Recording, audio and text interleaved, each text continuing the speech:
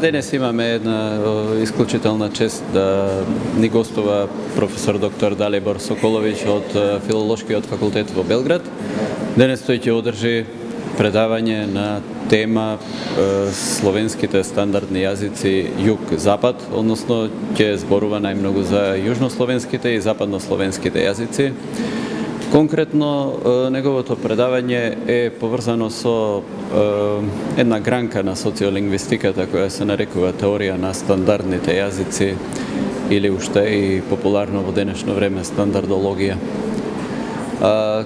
Predavanje to je znači posveteno na slovenski te jazici i to će biti interesno za naši te studenti, osobeno za studenti te od katedrata za makedonski jezik i književnostno, isto tako i od drugih te katedri.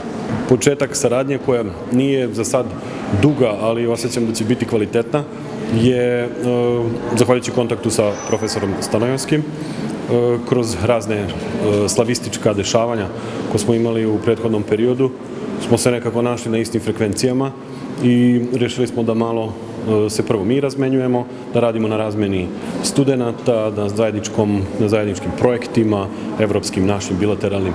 Tako da imamo ideje, probamo i druge kolege da uključujemo to, tako da se radujem, uzbuđen sa što sam ovde kod vas. Od studenata očekujem da možda jedno ili dvoje od njih budu razmišljali o tome šta sam rekao i posle toga nešto i da rade, da pomognu i profesorima ovde i nama u Beogradu ili šire, slavistima po celoj Evropi. U suštini važno je da malo razmenimo ideje, da se čujemo, da se vidimo, jer ovaj svet je dosta brz i nekako nema vremena da se stane, da se porazgovara normalno. I jedan od razloga zbog koji mi je drago što sam ovde je taj. Ono što je najkonkretnije što se tiče samih studenta, ja bih voleo budući na Fakultetu filološkom, da skoro sam i radio kao koordinator za mobilnost, da probamo da uspostavimo saradnju i da više vaših studenta može doći u Beograd, da naših studenta dođe u Makedoniju takođe, i se to odnosi i na profesore, a gde ima razmene, onda ima i rađenje novih ideja.